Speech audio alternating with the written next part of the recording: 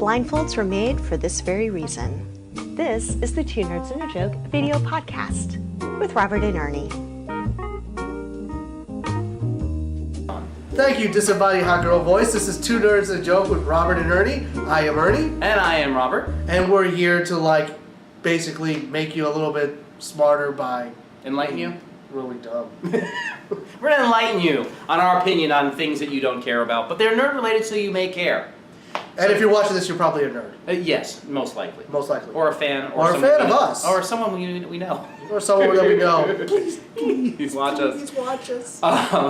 So one of the things that Ernie and I are big fans of is the old stuff. Yes. The collectibles, the things like that. And one of the questions that always comes up for us is to play or not to play. Do you use and play with your old toys, or you just collect them? And Ernie, you had a good point about the way collecting has changed. Yes, it has changed. Before it was all about, having to go to different places, go to 10 different comic book stores to get this one book, or travel to the nearest city because you had to go to this one toy store to pick up this one action figure. All that stuff is all gone because of the interwebs, and you can just hop on and basically do a quick Google search, and you'll probably get 1,000 hits of where to get the thing that you're looking for. And to be fair, the biggest point with that is that there is a lot of stuff out there that is just impossible to find still, even with the interwebs. It depends on how old it is and what it is and how many of them were created, for example. But they still exist. Yes. And it's the challenges now is that it's gotten to a point of what really is collectible anymore. Well, I don't buy into the whole, if it says collectible on the package, I don't consider it to be collectible. Right. That's just me. That's just a personal opinion I have. For me, something collectible would have been something that they made at one point and then they just stopped. Right. Yeah. That's collectible. That's collectible. It's something that's different. Yes. That isn't named as such. Yes. That will have a market for it. Yeah. I think the minute you have a market for something, it's authentic, certified authentic, but really, who's certifying this? Yeah, exactly. So the question though comes about, do you wear it or not? Do you use it or not? Now I have some examples, and Ernie has some examples. Just so you know where we stand up front before we get into this, use or collect. Look, if it's a toy, I basically will open it up and start playing.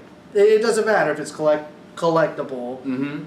If it's a little action figure or something like that, I'll play with it. If it's like a full-size lightsaber, I'll swing it around a few times. I'm not the type that's going to take something, basically put it in a box, an airtight box, and put it on a shelf and display it. Right. I'm not that type at all. Right. For me, I feel I come from a different place. For me, it depends on what it is. If it's something very specific from my past that I could see myself playing with, then I'll play with it if it's already out of the box. If it's in a box, I most likely would keep it in the box. So I'm coming from that perspective. Now here's one of the things that came up as a lieu of this conversation today. Yes, totally hypothetical. Yes. One of the things that has come up to the public are these auctions. Mm-hmm. You can go to these auctions. A lot recently. Yes, a lot recently. These shows, these big studio houses, once the show stopped, they basically just kept all this stuff in storage. And now people are clamoring for it, so they wheel it out for auction. Right. The full size, for the next Star Trek: The Next Generation, the Enterprise, right, which is super huge, which went for $1.2 million. That's serious collecting. Serious collecting, serious money, serious space. I mean, Jesus, it was huge. Massive. So, Bill Gates bought it. But of course. Here's the thing. A lot of things that came through were uniforms or pieces of the uniform. Right.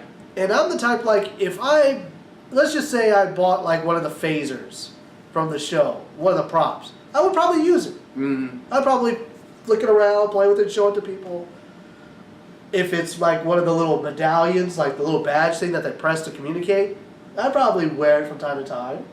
And see, my concern is with that. And again, it really depends on the thing. But costume pieces and pieces like that, for me, you got to leave those alone because it doesn't diminish the value. It does. The How? minute you start using it, get your oils on it, start to oils. It had oils on it already. But you're putting more. It's fake. It's a prop. Yeah. But the biggest one that you mentioned was... All right, I did go to the extreme. I said, let's just say from the original Star Trek series, I got a uniform that Leonard Nimoy wore. Yes. Like, it is certified that he wore it. Mm-hmm.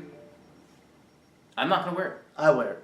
And that's the differential. I put it on. If it's a toy... If my fat butt could fit in it, I would get into it. See, I couldn't do it. I could do a replica, but I wouldn't get into the line. It doesn't make sense to me. I wouldn't do it. I can't wrap my mind around you spending that much money and not being able to use it. It's just a piece of clothing. Yeah, I hear you, but I couldn't do it. Now, differentiator though.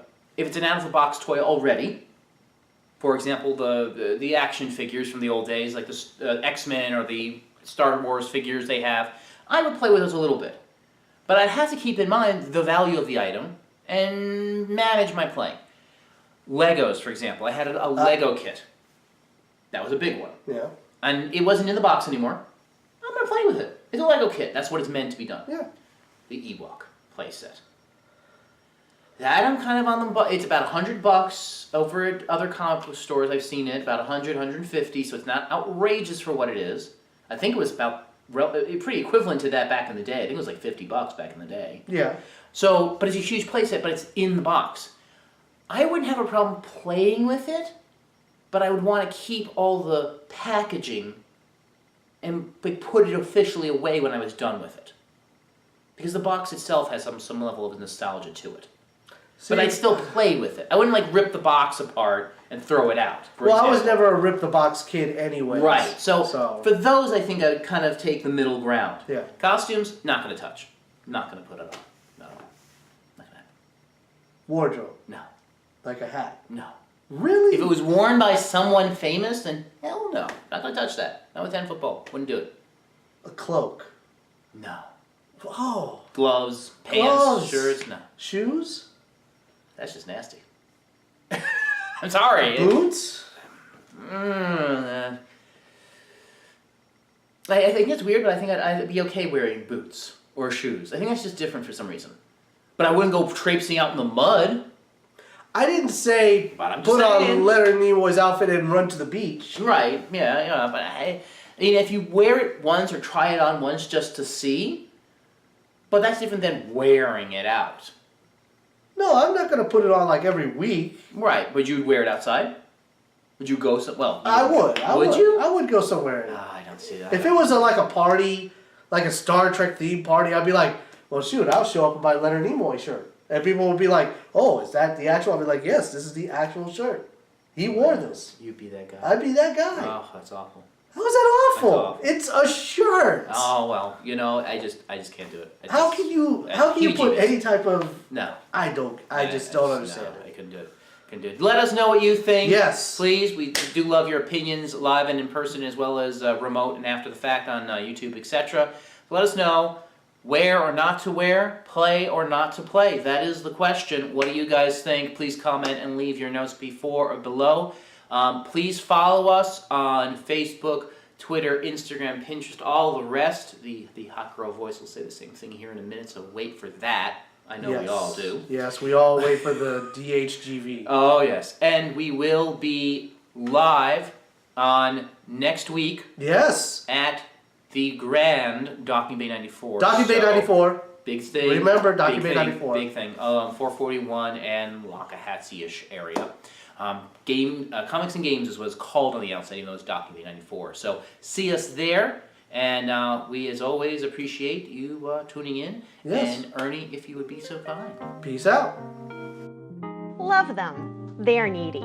So you can find them at Two Nerds and a Joke on YouTube, Twitter, Pinterest, Instagram, Facebook, SoundCloud, and on iTunes.